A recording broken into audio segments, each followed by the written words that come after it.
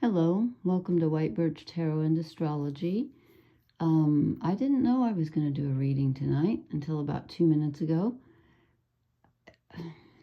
I just felt like it, and then these cards came out, and they're just kind of astounding. So I knew that we had a semi-square, which is half a square, which is 45 degrees between Saturn and Pisces at about 16 degrees, and Pluto in Aquarius at 1 degree. So they're 45 degrees apart. And Saturn in Pisces, Saturn is the structure, okay? It's our skeleton, it's like structure, it's material reality, and it's following the rules and discipline. And it's not comfortable in Pisces because Pisces is the ocean. It's ruled by Neptune. So we have a very cranky Saturn who's trying to structure everything, and he's getting really crabby because it's difficult when he's in Pisces. And then he's in an uncomfortable aspect with Pluto, the god of the underworld, who rules death, transformation, and rebirth, who is in an air sign, Aquarius. Pluto rules Scorpio, which is water, so Pluto's not particularly comfortable in an air sign, but because Pluto rules the unconscious, and he's got conscious energy to work with rather than unconscious in Aquarius. So, and Pluto likes to knock things down, and Saturn likes to keep them the way they are. Saturn's tradition and Pluto's knock it down. It doesn't work, we're going to just knock it down, and then it'll either transform or it won't. I don't care. It's just, Pluto takes what doesn't work and either transforms it or gets rid of it. And then we also have Venus, which is our relationships to ourselves and others, romantic and otherwise. And she's in Pisces, where she's exalted. So she loves to be in Pisces. But she's exactly conjunct Saturn, which just made me realize then she's semi-square Pluto as well. Wow. Okay, didn't even think of that. It's late. I wasn't going to do this. I should have printed out the chart probably. But Venus conjunct Saturn is about responsibility and relationship.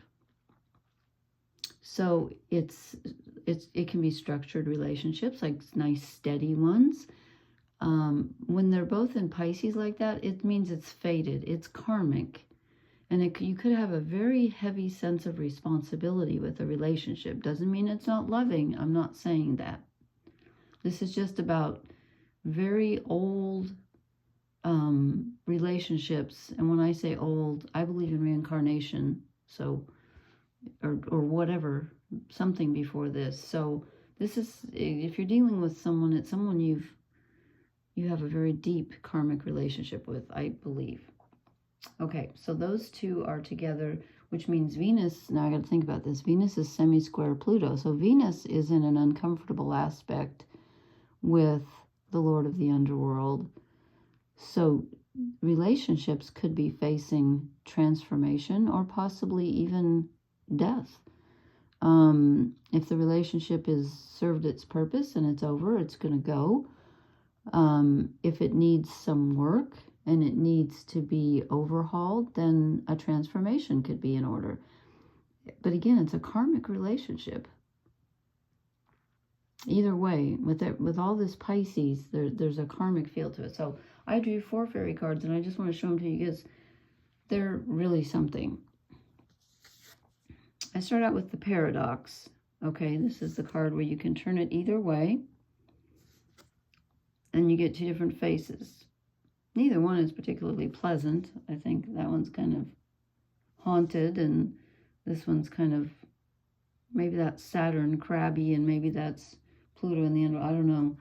Okay, so the paradox means that we're in 2 minds about something.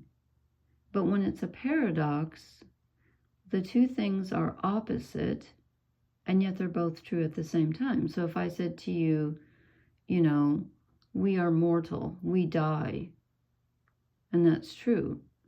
And then I said to you, we are immortal, we don't die. I believe that's also true. That's a paradox. And so this is reminding us that right now, possibly in a relationship, you are feeling, and it could be making a choice, something you need to choose in your life, and you're thinking, if I do this, this will be good for me. If I do this other thing, it will be good for me in a different way because I will be fulfilling my responsibility, or it will be good for the other person. You know what I mean? There's good points and bad points to either side that you choose. So when you have a paradoxical situation, it can be extremely difficult to make a decision. So then what do we get next? In two minds. Hello. This is where it's very similar to that. This is where this person can literally not make a decision. 1 minute you're thinking, I'm going to do X. 2 minutes later, you're like, no, I'm going to do Y. And you're going back and forth and back and forth. And you just can't make up your mind.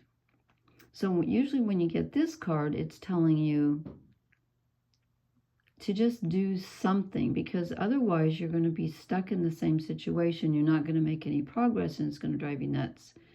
It's saying you're never going to know which one is correct, because there really isn't a correct and an incorrect, which is probably why we get the paradox. There's positives and negatives to both, but if you just sit here waiting until you get the right answer, you're going to wait forever. So you need to make a step in a direction. Okay? And you know, Pisces is the two fish, the light and the dark fish, and they're swimming in different directions. One is swimming up and one is swimming down. So there you go. And from my experience, in my chart anyway, I have a lot of heavy Neptune energy and 12th house energy, which is ruled by Pisces. And my Neptune's in Libra, as most of my generation is. And I'm dreadful at making decisions. This is me. I usually wait until the universe makes it for me, but, you know, anyway.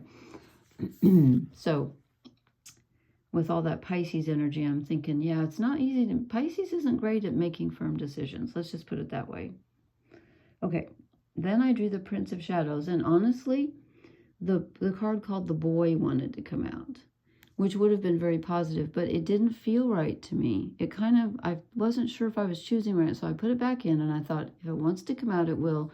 This one definitely came out, so I think this is a yes. Now, the Prince of Shadows is someone who's extremely unreliable and dangerous and addictive. And it doesn't mean that you're going to meet someone like that, although you could, but it means that there's one of your choices involves something that is fear-driven rather than love-driven, because it's addictive. And in my experience, when you're addicted to something, it's not usually because it's good for you. It's because it's making you avoid something else that you don't want to look at. Right? Something in the shadows. And so this is telling me to tell you to be very, very careful. And again, I just told you to make a decision if you can't make a decision, but just don't make it out of fear. If you can possibly analyze the situation, and again, it's going to be a paradox. You might not come up with a firm yes or a firm no, but just make sure that whatever you're choosing, you're not choosing out of fear, if you can possibly tell the difference. You don't want to be swayed, or, you know, something that you're addicted to, where you look back and you go, I always do this. I always run away, or I always, you know, get stuck and I can't make a decision. Whatever you always do, if that's not something you're happy with, don't do it again. So just be careful, okay? And then look who came out with him, the Queen of Shadows. So we have the Prince of Shadows and the Queen of Shadows. They're not really a couple, because she's a little different. She is more like Black Moon Lilith, and I didn't print out the chart, so I don't know. I forget where is Black Moon Lilith? Ooh, I've forgotten. Well, anyway, I don't have a chart here. I threw it out. Anyway. The Queen of Shadows is telling you to look inside yourself very deeply and find something, some part of yourself that you have not looked at. You've kept it in the shadows. Doesn't mean it's negative. It just means it wasn't accepted. It could be something negative or it could be something positive. It just depends on the situation, but it's a part of you that you need to look at that you have not examined for whatever reason. It could be the part of you that makes you stuck and can't make decisions. It could be the part of you that brings up addictions out of fear of facing something. But it's telling you, and with Pluto and Aquarius here, semi-squaring Venus and Saturn together, I think it's a very fated relationship. You're supposed to look at this relationship and ask yourself, is this healthy for me? And what draws me to this? And what is hidden from me in this situation that I'm trying to decide what to do about? What am I hiding from myself? There's something that you need to look at. Could be codependency, could be an attachment issue, or it could be maybe someone that you truly love that you feel like you don't deserve. I mean, shadow energy can be, anything that you've put away that someone has made you feel ashamed about. And that doesn't mean it's a bad thing. It might be a really good thing. She's just asking you to take a look. Look inside. This is a very deep reading, because you can't make the correct decision. And again, there may not be a correct decision. There might be this one or that one. Either one might have negative repercussions and either one might have positive repercussions also. So, but you gotta do something or you're going to be stuck where you're at. And I'm not so sure that's healthy right now. So, take a look deep at the situation inside yourself. This is, when I say take a look at the situation, I'm asking you to look inside yourself and say, okay, how do I feel when I choose option A? How do I feel when I choose option B? And then why? Is there anything hiding from me? Okay, I just had to share this with you because it's just, and tomorrow is Inauguration Day here in the States. I won't give him a nickname. I'd like to call him something else. But, and I was reading online, and now I don't have it in front of me, and I was going to give credit. Oh, my God. Okay, this astrologer, her name is Astrology by Lauren, Lauren. And she was quoting someone else whose name I didn't write down, because she learned something that I didn't know either about the last time we had Inauguration Day when Saturn and Pluto were an aspect to each other. And I think it was the same aspect, if I remember correctly. Anyway, it was like 1803 and then, no. Oh, God, what was it? There was 4 years difference. 1819. Oh, dear. I should have written it down.